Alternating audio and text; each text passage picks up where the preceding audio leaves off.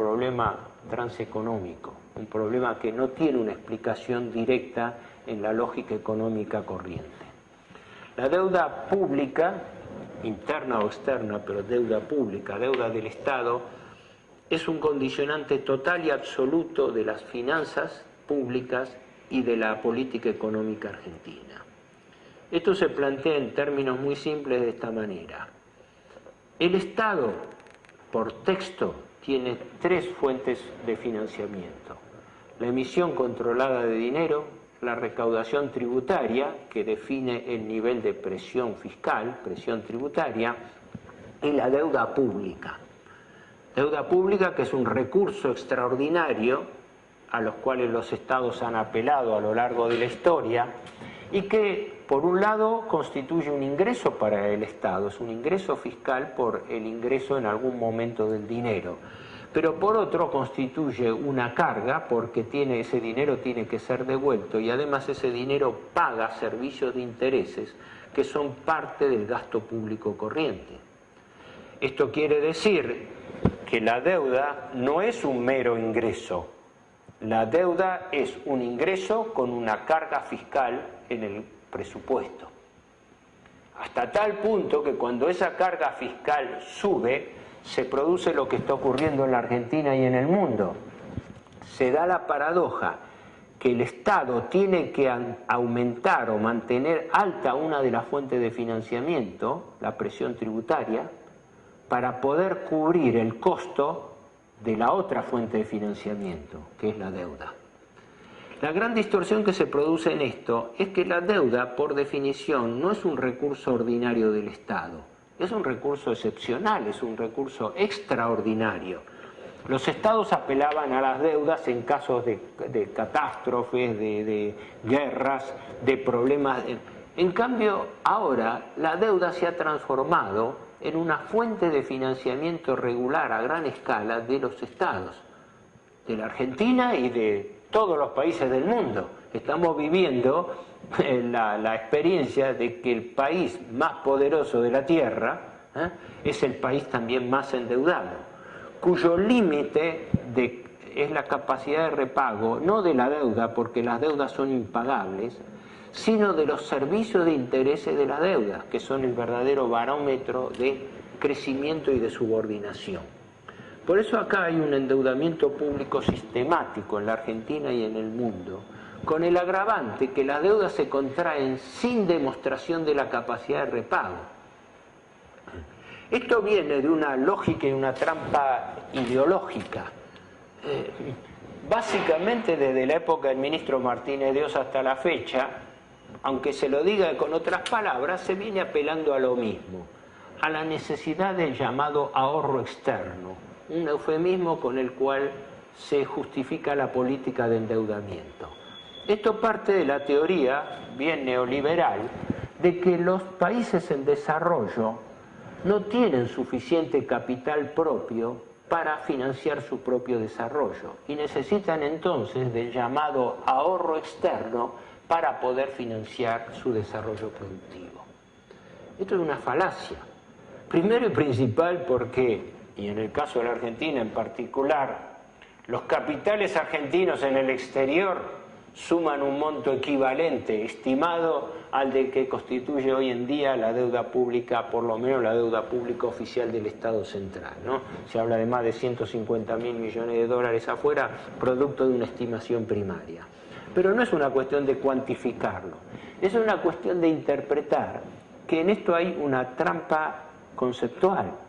Por eso escuchamos que hoy un gobierno como el actual, como la administración Kirchner, se proclama en contra de los poderes financieros,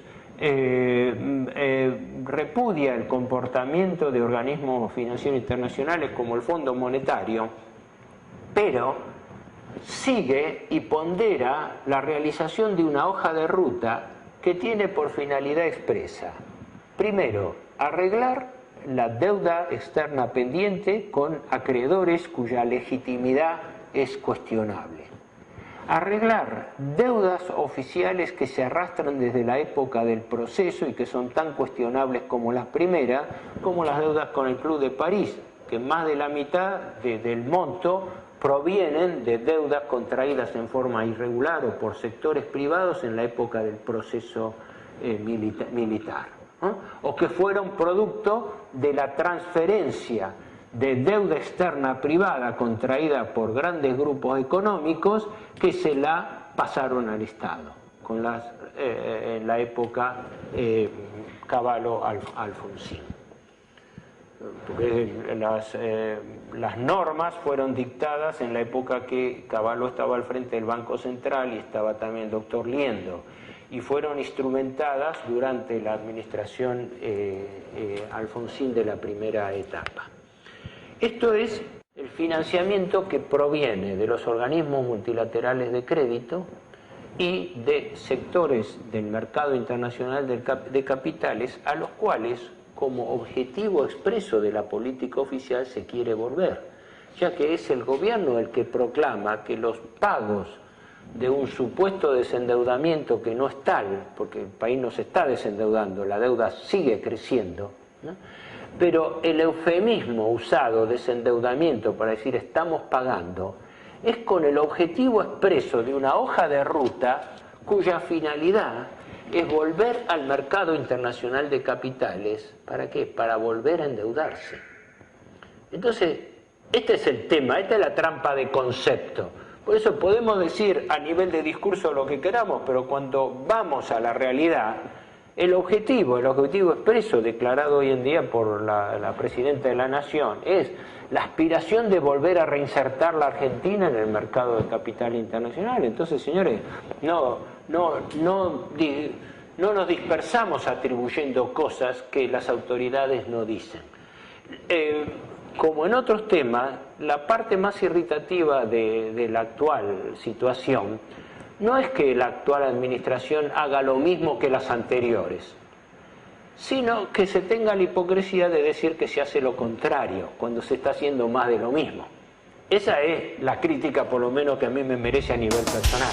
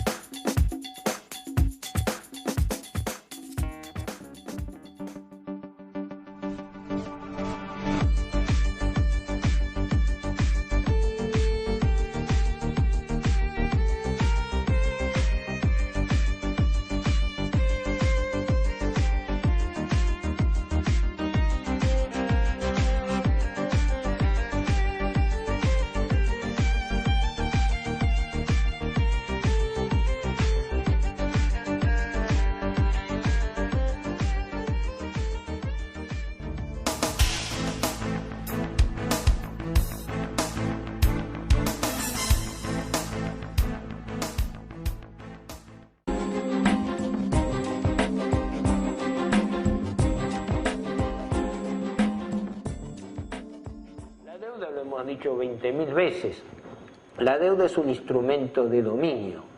La deuda conlleva una trampa de deuda perpetua. La lógica del usurero y la lógica del prestamista no es que los países puedan pagar su deuda, es que no la puedan pagar nunca. Y como correlato de ese razonamiento perverso, la contracara de eso es la supuesta tranquilidad de quienes dicen, hoy con el mismo desparpajo que en la época de la convertibilidad menemista, bueno, no importa que no podamos pagar la deuda, mientras podamos refinanciarlo aguantando mientras pagamos los intereses. Ahí está la trampa conceptual. Si yo aplico eso a la economía hogareña, o si lo aconsejo a una empresa como solución de sus problemas, yo creo que yo, asesor de una empresa, le recomiendo a un empresario: señor, sígase endeudando, total, mientras pueda aguantar pagando los intereses. Yo no terminé de darle ese consejo al empresario, si es que defiende su empresa, lógicamente, que yo salí por la ventana. Sin embargo, alegremente se sigue diciendo que no hay problema en que la Argentina siga refinanciando sus deudas mientras siga pagando capitales, mientras acumula intereses que se capitalizan, deuda que se indexa y plus que se pagan por cupones ligados al crecimiento. Esto es lo que yo, no para referirme al problema concreto de la deuda, sino a la mecánica, a la lógica de la deuda, es lo que entiendo peligroso y objetable. Es la deuda como instrumento de dominio según un modelo o patrón. La deuda es nuestro Tratado de Versalles. Al fin de la posguerra, de la Primera Guerra Mundial, como es sabido, a Alemania se le imponen condiciones de reparación económica de imposible cumplimiento. Primera característica de la deuda: endeudar un país sin capacidad de repago a un nivel tal que la deuda nunca pueda ser cubierta para transformarse en un mecanismo de servidumbre financiera permanente. Segunda característica del Tratado de Versalles: el desarme militar. La reducción de la potencia, de la fuerza del Estado para poder sostener sus políticas independientes. Porque, como ha sido dicho muchas veces, no hay política exterior sin poder militar. Y consecuentemente, si el país se endeuda en gran escala e en forma irresponsable, no hay forma de frenar esas aspiraciones si no es contrabalanceando con un poder económico y militar nacional contrario a esa presión. No me voy a extender mucho más, sí quiero redondear nada más esto diciendo que la deuda se transforma así en un gasto público estructural del Estado. El Estado convive con una suerte de diezmo laico. Ese diezmo laico, a su vez, sostiene un endeudamiento perpetuo. Y la deuda fija el piso de las tasas de interés de mercado.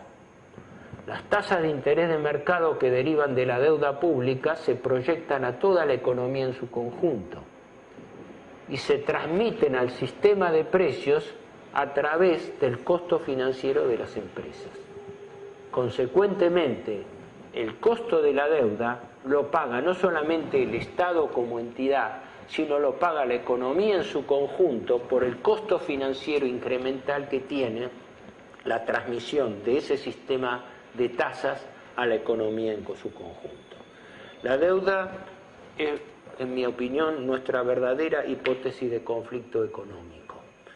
Un conflicto que está dado entre deuda y crecimiento, porque se dice que hay que pagar los servicios de la deuda para poder crecer con el aporte de capitales externos, mientras que la deuda es un obstáculo para el crecimiento. Ahí está la gran contradicción.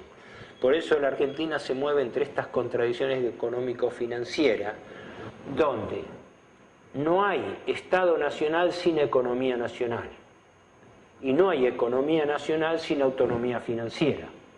Consecuentemente, el silogismo llega a eso. Y eso se transmite al ámbito directamente económico, social y político. Porque no es casual que nosotros vivimos en una sociedad neutralizada.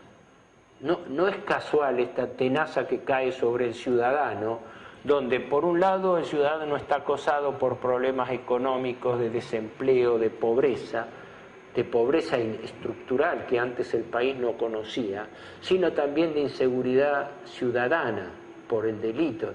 Es decir, no es casual que la sociedad argentina esté neutralizada, porque el hombre medio está en otra cosa. El hombre medio está acosado por una realidad inmediata. Eso es lo que decía el general Perón cuando llegó al país en el año 72, y sorprende diciendo que cuando él se había ido en el año 55, ahora volvía en el año 72 y encontraba un cambio fundamental. Decía Perón: se ha destruido al hombre argentino, no destruido físicamente, se lo ha vaciado, se lo ha hecho, se lo ha modelado a imagen y semejanza de un sistema de dominio que le hace aceptar alegremente o aceptar resignadamente cosas que no entiende o que se las formulan equívocamente. Con esto me voy a referir a redondear el capítulo final de toda esta historia del porqué y de las contradicciones de la falta de un verdadero nacionalismo argentino, señalando la crisis que se produce por el divorcio entre la clase política y los grandes problemas nacionales de nuestro país. Ahí reside, a mi juicio, la clave, es decir, el gran divorcio entre en nuestra patria se da por la falta de respuesta de la clase política a los grandes problemas nacionales. Es algo que se manifiesta hoy en día, es la contradicción entre democracia y electoralismo, donde los grandes temas nacionales no están en la discusión, se soslayan, se obvian, se presta más atención a lo formal, a lo puntual, a lo anecdótico que lo estructural. Entonces estos problemas de desarrollo orgánico del territorio del país no están presentes. Nuestro problema de Malvinas no es un problema de nuestra geopolítica del Atlántico Sur o del Atlántico Sudoccidental. No es un problema centrado en el robo sistemático de los recursos naturales y la inhibición que eso nos produce. No es un problema diplomático de entregar cada tanto una nota de reclamo en Naciones Unidas. Es decir, estamos errando en la categoría del problema que identificamos. La debe ser así, no hay problema. Nadie, salvo honrosas pero minoritarias excepciones, la clase política no cuestiona la deuda pública con su tragedia y con su magnitud y con su calidad de instrumento de dominio. No, al revés, todos consienten y alaban la supuesta gestión del gobierno para haber controlado y manejado una deuda que sigue creciendo y que es un condicionante total de nuestras finanzas públicas y nuestra economía.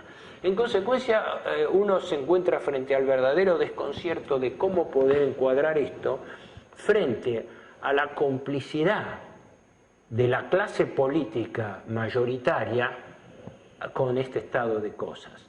Argentina afronta una verdadera crisis político-institucional que se manifiesta en tres estadios. Primero, en la crisis de la representatividad y la legitimidad política. Hoy en día los dirigentes que ocupan escaños parlamentarios o cargos públicos en muchos casos no se representan nada más que a sí mismos. No son producto de la representación de los intereses populares ni mucho menos nacionales.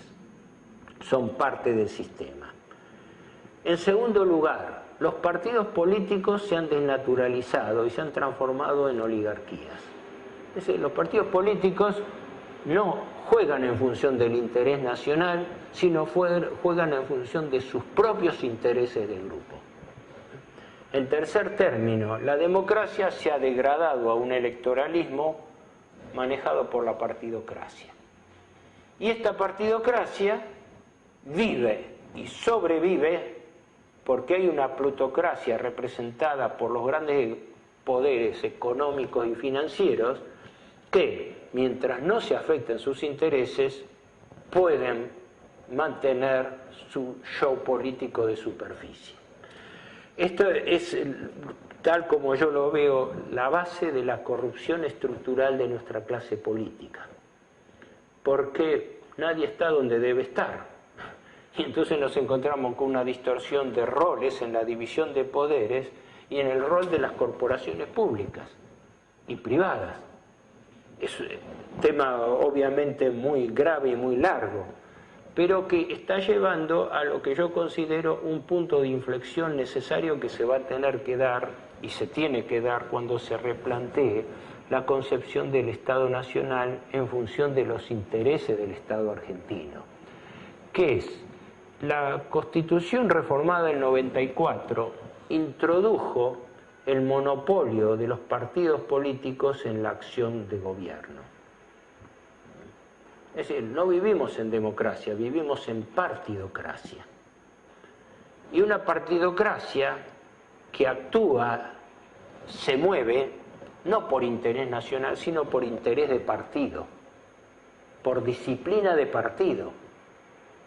en el Parlamento Nacional, los legisladores levantan la mano no por su autonomía individual, sino por disciplina de partido. Y esta disciplina de partido tiende a una peligrosa desnaturalización del Estado, porque los partidos, en la medida que luchan por mantener su propia existencia como sectores de poder, terminan comprometiendo la organización y la existencia del Estado. Esto es una fractura muy importante que hay que tener presente, porque es muy difícil que en la Argentina se revierta un proceso de justamente revalorización del Estado-Nación si estas patologías no se subsanan. Yo he dicho hasta aquí, con esto trato de redondear mis ideas finales, sobre las patologías existentes, las malformaciones que frenan el desarrollo de un nacionalismo, no tanto mirando hacia el pasado, hacia la reivindicación del pasado, sino tratando de aportar ideas que sirvan a la constitución del nacionalismo del presente y del futuro. Para eso se necesita una nueva clase política, que es una de las grandes falencias de nuestra sociedad. Una clase política que tiene que tener valores y concepciones que las actuales no tienen. Y que yo lo resumo diciendo que es una clase política nueva que tiene que tener 3 requisitos. No uno, sino los 3 que se cumplan a la vez. Primero, capacidad, sin lo cual de nada vale el amiguismo, la adhesión o la ideología política si no se tiene capacidad en la función pública. Segunda, honestidad, porque si tenemos gente capaces, han desfilado gente muy capaz a lo largo de toda la historia económica y política argentina, pero si no tenemos el debido grado de honestidad no va. Y la tercera es que, aunque se tenga capacidad y aunque se tenga honestidad, falta la tercera, el coraje para tomar esas decisiones. Porque, con esto concluyo, lo que está en juego acá, a través de las instituciones republicanas, no es solamente el futuro político y económico del Estado. Está en juego el destino de la patria argentina. Nada más y muchas gracias.